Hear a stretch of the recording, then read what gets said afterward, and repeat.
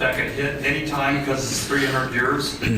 Happens every 3 years. Once it happens, it usually doesn't happen again. Any offshore oiling should not be done until we have such an earthquake. You could think about it, but we're overdue for one. Don't do it. Simply, it's not good around here. Alaska just had an earthquake. Stuff like that. On the issue of the integrity of oil drilling companies, talked to BP when they said everything was safe and there's a whole bunch of oil over Louisiana. That's March 2010. So, if you even want to think about it, wait till after we have a major earthquake off the coast, and then we might won't have one for a long time, but we're overdue. No, my answer is no.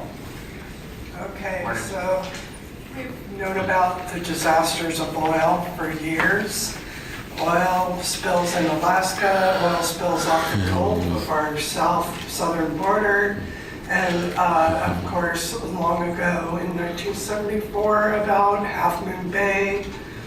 And I would like to now reference John Francis, who, if anybody knows who John Francis is, he's the barefoot environmentalist who he was driving his car down the freeway and he heard about the oil spill in Half Moon Bay and the birds and the wildlife and the seals all covered in the oil. So he went down there and he was so traumatized by what he saw that he gave up his car. This is back in 1974.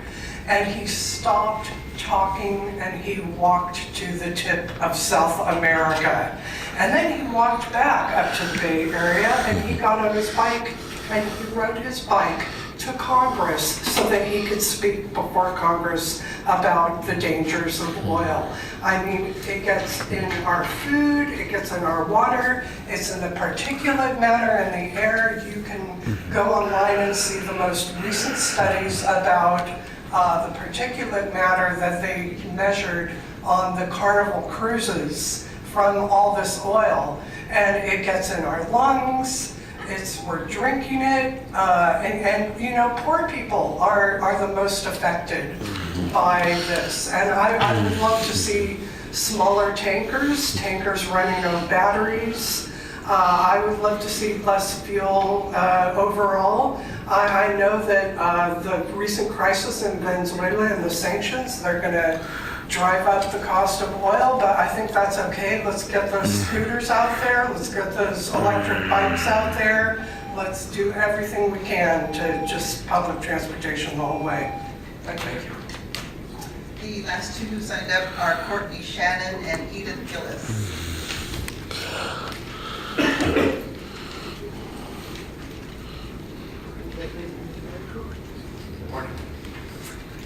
I am wholeheartedly supporting and celebrating this. Thank you so much.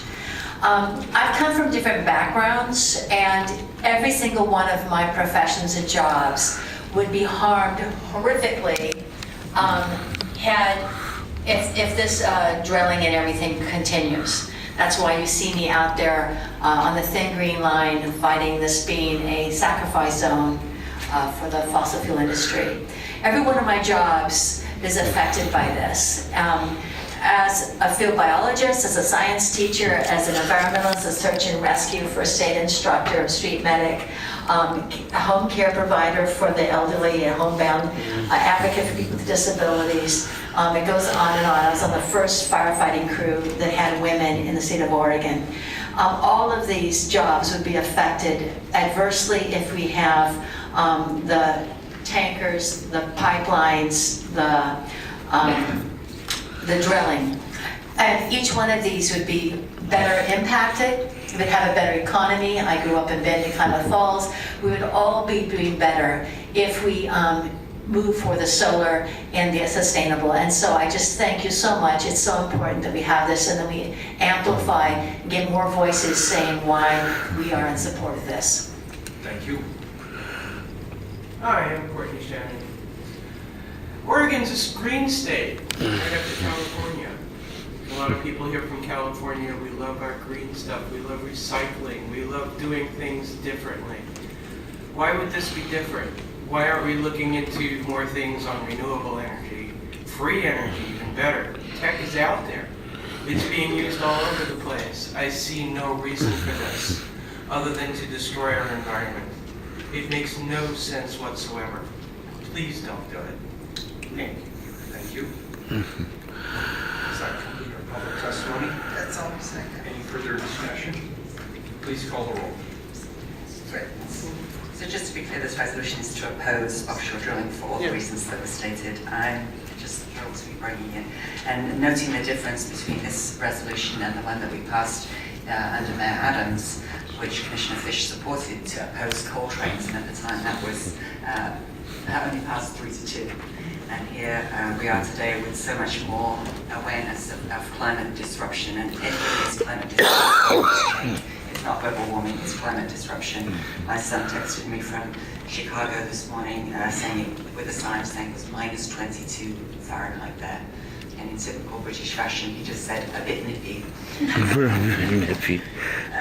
And this is serious, and it's very timely. Thanks very much to Yesenia Carrillo, my staff, who's worked on this intensively over the last several months, and yet it's coming at exactly the right time when the bill was just introduced in the Oregon legislature.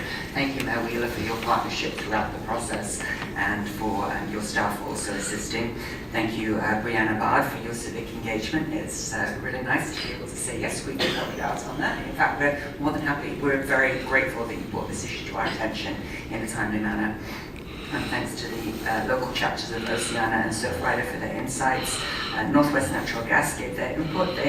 Their government relations said, reviewed the resolution and said, upon reviewing the resolution, we have no conflicts with the wording. We look forward to watching its progress. And we greatly appreciate knowing that our local gas company is behaving in a responsible manner. Thank you to the Office of Government Relations as well for their work at the legislature, and they will be responsible for disseminating this resolution. Thank you to the League of Oregon Cities, who are also supportive of it. Councillor David Allen from Newport, Oregon, who sent us their resolution, and just extremely gratified. Today, we are sending the message to our representatives in Washington and Salem that Portland supports Oregon's coastal community in opposing oil and gas drilling off the Oregon coast. We are committed to protecting the marine environment in the Pacific Ocean, the economies and well-being of the cities and counties along its shores. By passing this resolution, we join coastal jurisdictions in challenging federal decisions endangering this precious resource. Colleagues, I know that the time is getting on. We would like to take a photograph after the vote so that we can spread the word about this really important issue. Aye. Commissioner Fritz, thank you for bringing this forward, and I don't think I can add anything to your excellent statement, so I just associate myself with it. Aye. Hardesty? Ditto. Aye. I want to start by thanking Commissioner Fritz for recognizing this important opportunity for the city of Portland to take a stand against offshore drilling. As a council, we necessarily focus mostly on city of Portland problems, but environmental degradation does not recognize jurisdictional boundaries. We're all connected across the state and throughout the country and around the globe by our environment and through this crisis. I'm proud of the steps we've taken as a city to hold firm to our commitment of addressing climate change and doing our part to reduce our contribution to it. In the last few years, we've become more aggressive and proactive in our climate goals. I'm going to skip all the accomplishments and interests of time, but I just want to note that we are truly committed to this issue. We now know we're on an accelerated path to climate catastrophe in our lifetime, and I want to go on record as saying I'm committed to continuing our aggressive policy solutions, in particular through PBOT, to make sure our projects promote clean energy, decreased use of fossil fuels, and enhanced use of active and public transportation options. It is too late for slow and steady. We are losing this race. It's time to be swift and bold. The federal government is working against the future of our planet and all living creatures on it. Cities and states must take the lead and set a high standard. Thanks again, Commissioner Fritz and the mayor for bringing this forward. Also thanks to everyone who testified and everyone who advised in this resolution in all matters of climate justice. And I have to add, Brianna, keep them coming. I think that this is the second item we've passed that you were a vital part of and advocate for, and I just want to encourage you to continue. I vote aye. Wheeler? Well, first I'd like to thank the folks who worked together to bring this common sense legislation before the Portland City Council.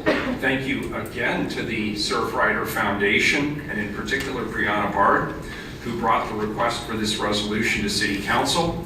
Thanks to Oceana, Northwest Natural Gas, and the League of Oregon Cities Board, who worked in consultation with Surfrider, and a very special thank you to Commissioner Fritz, who championed this important legislation. I'd also like to thank the other Amanda on my team sitting over there in the corner. Thank you for your hard work on this on my behalf. It's clear that standing alongside our sister cities all around the state of Oregon, and particularly those that line our coast, is very important.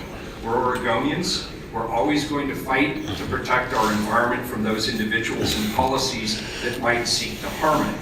By passing this resolution today, we're sending a clear message to the President and those pushing for these backward policies that Portland will remain on the side of science, logic, and reason.